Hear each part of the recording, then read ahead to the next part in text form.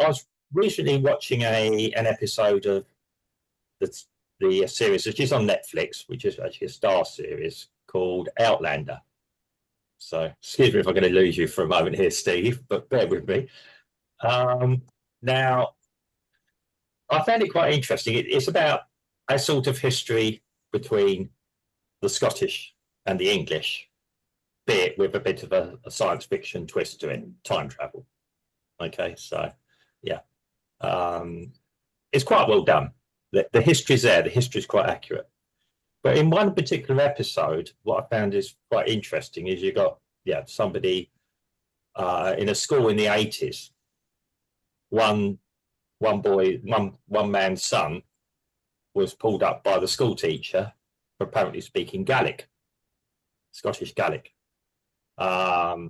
It wasn't so much that he was pulled up for speaking Gaelic, it's what he said to the teacher in perfect Gaelic, which was an insult. And it was a bit of a mystery because nobody had actually taught him this, and he picked it up from somewhere. And that's all part of the plot twist. But yeah, they did sort of things. When the head teacher came and spoke to the father of the son, and it turned out the head teacher was keen to keep Scottish traditions alive, which included the language. So I found this quite interesting to think about, especially in a program that's been made in the UK in the past few years. So obviously, it got me thinking. Well, we know about Scottish identity and things like this, and Scottish history and English history is quite intertwined. I always view it again as two brothers that had a bit of a disagreement at some point throughout the years and had a little bit of a squabble over a few things. But the Scottish have a very strong identity, be it in the context of the United Kingdom. I'm not going to get into politics here. Obviously, we all know what's happened recently. And it got me thinking. I spent some time in Wales, where I was surprised to hear people, teenagers in North Wales, speaking Welsh everywhere. Yeah. Not just in front of me. They wouldn't have known if I was English or Welsh. They just walked along the street speaking it. It wasn't a slight to me, who speaks no Welsh at all. I could speak a few words of English. But they can turn around to speak perfect English as well. So they're bilingual in effect, but they're keeping their traditions alive. And there is a strong Welsh identity as well. I've been to Belfast in Ireland some years ago now. I was working there actually, but still went out on the town, as it were. Enjoyed a bit of the crack. And again, you'll hear Irish spoken there. From both sides of the divide, if you like, or what was the end of the divide at the time, because the peace accord had been signed and the Irish were trying to be friends with each other, which is a lot further down the road than a lot of people think. And again, they have their own identity, their own strong identity. Even those that are pro-British, as it were, still have an Irish identity. Yeah. And when you look at it, that's what we are. We're a nation of 4 different peoples. If you can say that the English, us as English, who are we? We're the mixture of people, but okay, we'll say English lumped in as one people as well. 4 different, very different nations who work together on lots of things, on lots of fronts, who can identify with each other. My ancestry is, I have great grandparents from both Wales and Ireland. If you go back far enough, Scotland, but let's just say that. So I am a mixture as well. I can identify as either. I believe that should they have required me to play football, I'd have still been eligible for both countries, Ireland and Wales.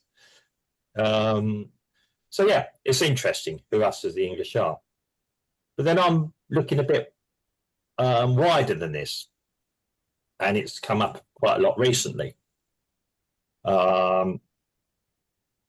What does national identity mean? what is it? If somebody said to me, what is English identity?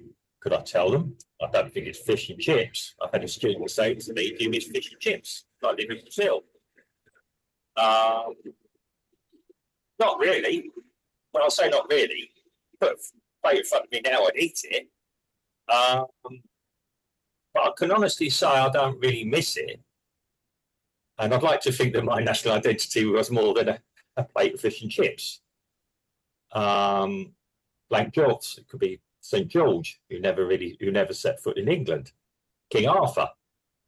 I'm an Englishman. I know he existed, be it with his Welsh heritage. So I'm going with this. What is national identity? What does it mean? And I mean this on a more global scale. How do you identify what a nationality is?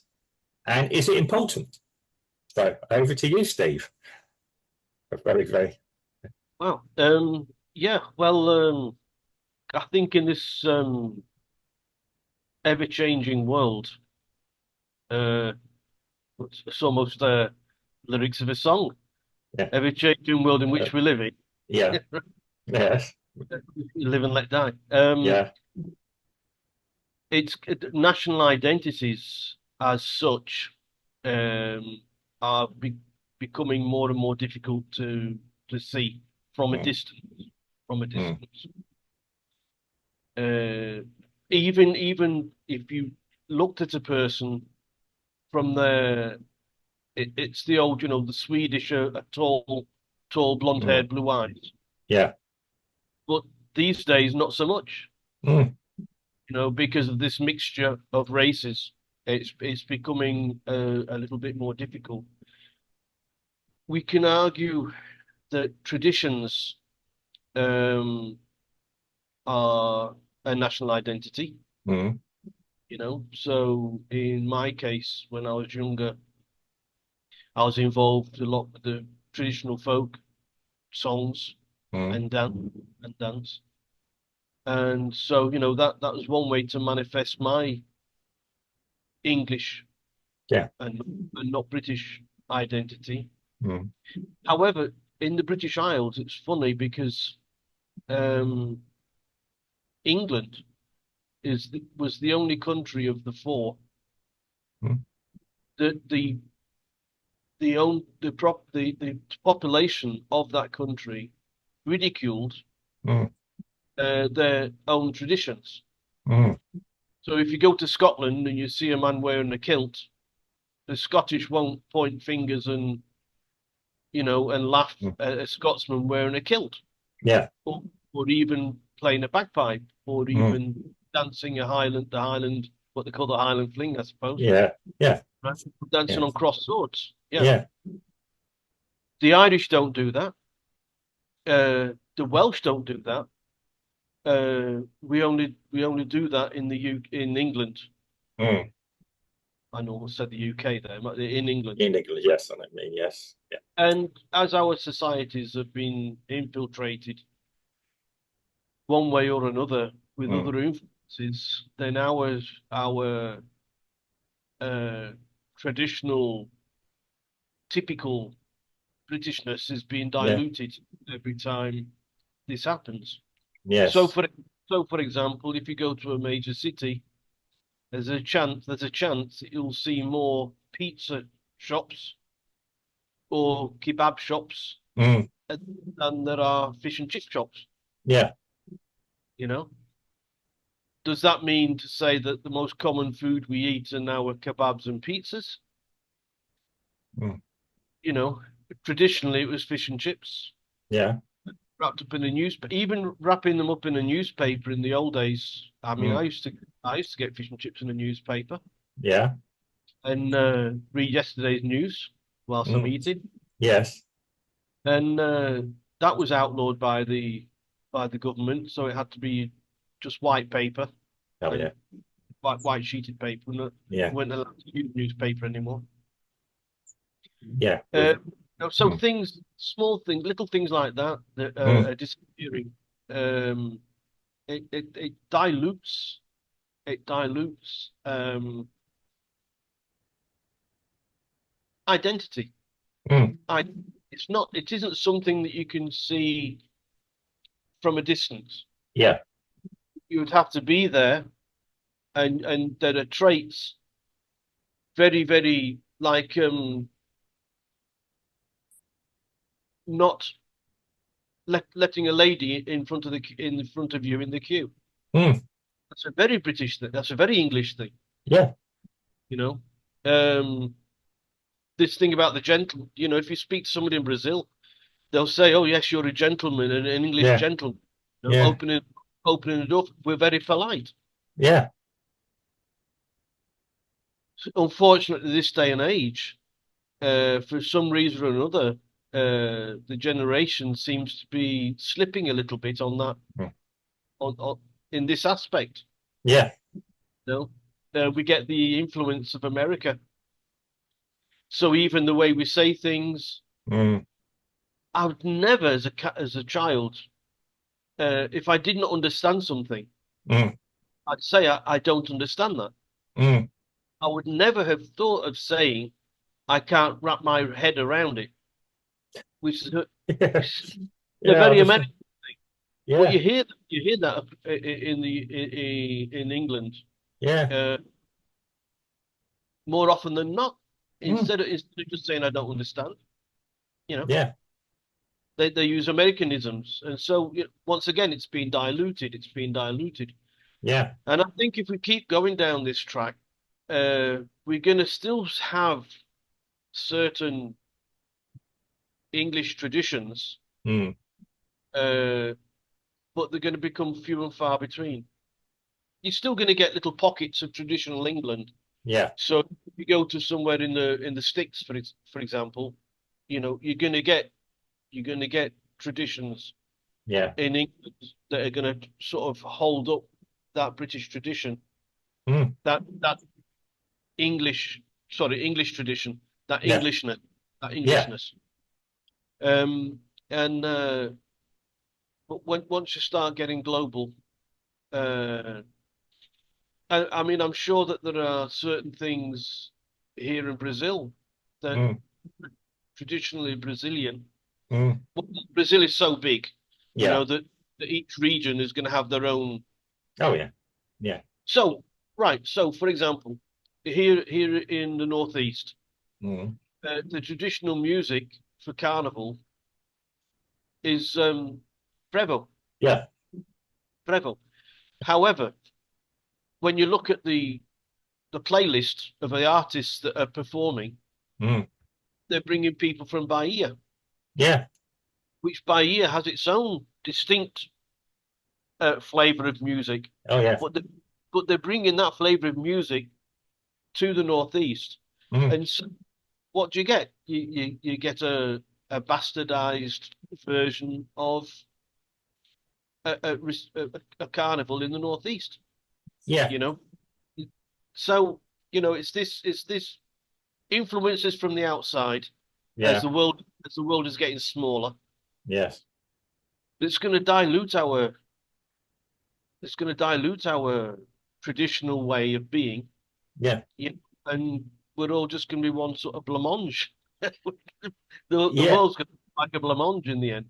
Yeah. I mean, do you think that's a good or bad thing? That's a good question. I think it's terrible. Mm. I think it's terrible. I think that why do people go to England as a tourist? If the world's a blancmange, they would never need to. No. They go to England to see Englishness, Yeah. Well, right? So yes. Yeah. if you go to London and the Mm. majority of the people in London are not English, Mm. you're going to get very disappointed. Well, yeah, traditionally ethnically English, may I add, because yeah, they have British passports, but yeah, but it's, I mean, I will admit, I lived in London and I used to enjoy the diversity of London as I saw it. I met my wife there, Well, but you can't have it both ways. that's it. That's the point I'm You making. either like you either like traditional hansom cabs, Yeah, which are the black taxis, yeah, that's it. the Yeah, Hackney carriages, the the Hackney carriages, Hackney Carriage Acts. Yes, yeah, yeah, or or you like um, the young Saudis racing up and down in their Lamborghinis. Mm. You know, you can't have both Yeah, and unless you have like Fridays Lamborghinis yeah, and the rest of the week your Hackney carriages. yeah. I mean, oh yeah, when people ask me what do you miss about the UK and Brazil, they're surprised, and I'll say, well, a majority of things before 1995. A lot of things after that. I don't want to Yeah, be negative on the UK. Um, you know, I'm going to use this in a kind of non-aggressive way. I would fight for the UK, if you understand what I mean by that. But yeah, I think when you get older, you do realise that you've got to try and preserve things. I mean, you're talking about this, yeah. We've kept the FX4s, the cabs in London. They don't really get used, but they're keeping red phone boxes there because it's part of what people want to see.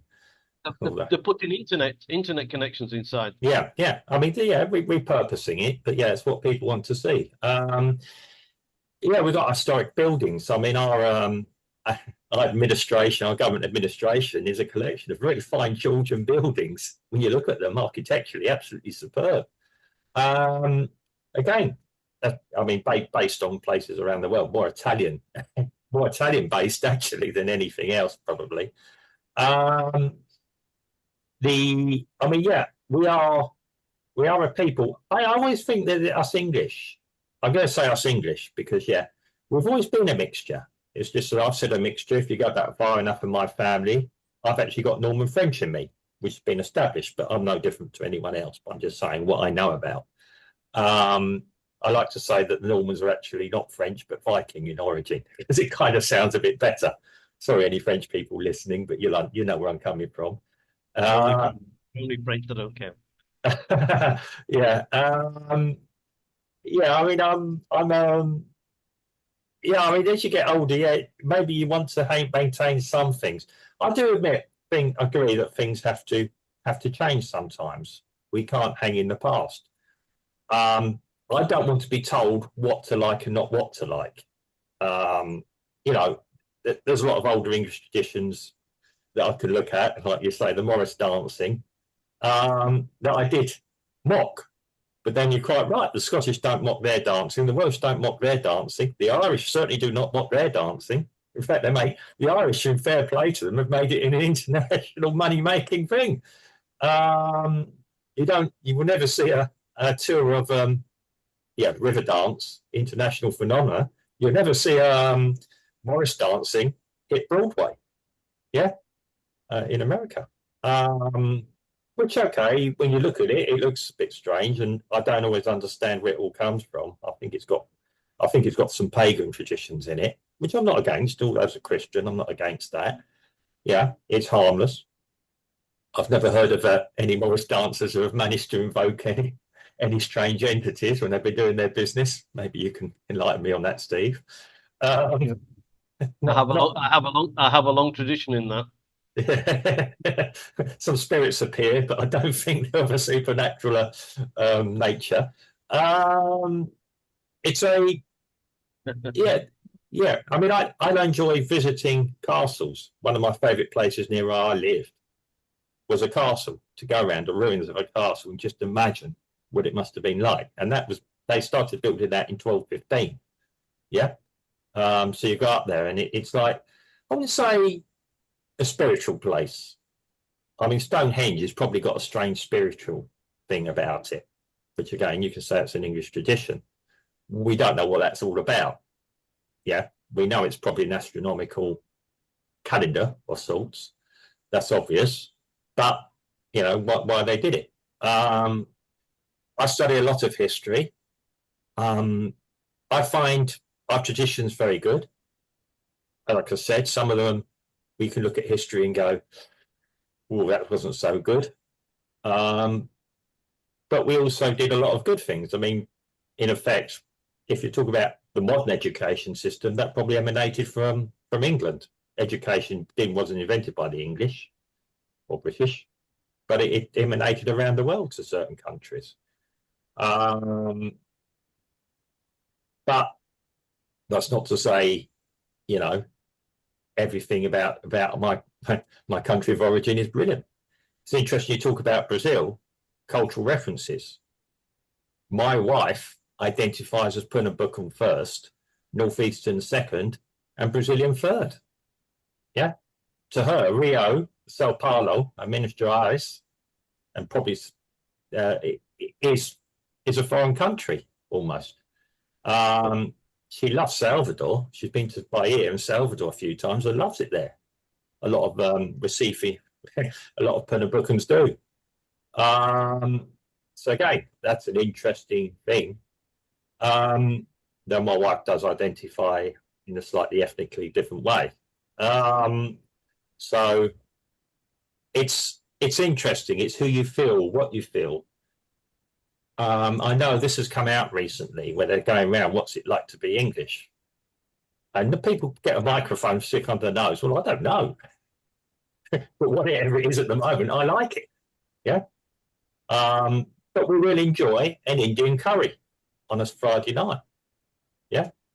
Be it a deviation from what probably the Indians do eat traditionally, unless you go to Brick Lane in London, East London, and probably parts of Leicester and Birmingham, probably. So yeah, we do absorb, as a nation, we do absorb other cult ideas and things as a people. We always have done. We've always had to. When you look at our history, I'm sorry for jumping around here, Scandinavian, the Vikings kind of forced their way in. They came to an accord in the end of how we survived. The Welsh kind of had the English at some point force their will upon them, but allowed them to still be Welsh. And the same, the Scottish, the English did try to totally destroy their culture, the banning of kilts and the banning of their language and the banning of a lot of other things. Didn't quite work there. I mean, given the Romans couldn't even manage to deal with the Scots. Now, it's quite interesting as well. When you look at the Union flag or the Union Jack, is actually just comprised. Wales, for many, many years, was always considered part of England anyway. It was without question. So the Union flag is the flag of St. George, the cross of St. Andrew, and the cross of St. Patrick for Northern Ireland. The Welsh isn't featured. The Welsh aren't featured on it. Yet we still accept that they do have their own identity. You go to Wales, you are now entering Wales. Yeah, which is always interesting with a dragon. And the road signs are bilingual. Oh yeah, yeah. They get them a bit wrong sometimes. It says in English "turn left," which is correct. In Welsh, it says "turn right." Whoever done the translations. That's only because they want the English to go back home. Yeah.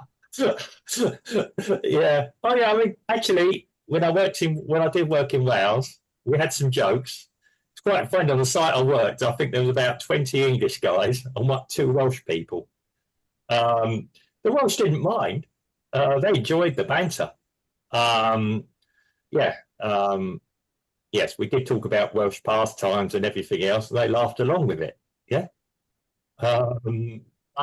It's I think there was only one mistake I made in Wales, and it was I think it was a European Cup final. I ended up in a Welsh village one weekend. I visited different places because I was working in the area. Instead of travelling back down to the other side of London, I decided to stay in Wales and, if you like, use it as an cultural experience for myself. So when you think that England's my country or the UK is my country, there's a lot of cultural experiences to be had there. And I managed to I had my England shirt on. I was looking to where England were playing, and I walked into a Welsh bar with my England shirt on. I was a bit disappointed to see not only was the England game not on, I got some very, very strange looks. Yeah, which I thought was quite funny. Incidentally, the village where this was where actually a British Prime Minister actually came from. And I've remembered his name 2 seconds ago, and I've just forgotten it. But yeah, it just shows how Gladstone. That's it. Yeah, yeah. It just shows how welcoming the Welsh are because you survived that ordeal. Well, yeah, I mean, I think there's a bit. Yeah, I didn't hang around long. I will did, yeah, but yeah, I think they were laughing at me more than anything else. You know, this stupid Oh, guy. Yeah, that's when you heard everybody speaking Welsh. yeah. Well, to be honest, they wouldn't have known. Well, yeah, in that case they would have done, but yeah, other cases. I do know plenty of Welsh people who will support England and Wales, unless Yeah, England and Wales are playing against each other. of Yeah. course. Okay. So, but obviously we don't live in the UK anymore. Um, I don't have. I have a flag of St George here with me. I have an England shirt. My wife has more of a collection of Britishness that she brought back from the UK than I did. Yeah. When you actually look at the belongings, I had more things about Star Wars and other things. Well, because for her that it's a novelty, and the bigger the Yeah. novelty, it's things that others don't have, and so Yeah. it increases in value, sentimental value as well, I suppose. Yeah. So, that's why she gathers all these things and puts them on the shelves. It's Yeah. very much like a lot of what I have here. There's some 10 pieces that are English, Yeah. that are English and not British, are Mm. English, Yeah. and but that is only a small part of all the shite that I've got in Yeah. this. I've got Yeah. in this. There's a lot of it's like it's like it's from China, from Africa, Yeah. from here, from Yeah. the India here. It's a whole mixture Yeah. here. Yeah. Well, I mean, I thought it was interesting at the last Olympics that I'm shouting at the Brazilian gymnasts in English, telling them to get on, do better. I'm yelling at them, and I do the same with the Brazilian football team. Obviously, okay, still support England, and I will cheer Scotland, Wales, and Ireland on as appropriate. But yeah, it's strange. I'm yelling at Brazilian gymnasts and athletes to, yeah, come on, go for it. Yeah, getting quite frustrated when they weren't quite hitting the mark, as it were.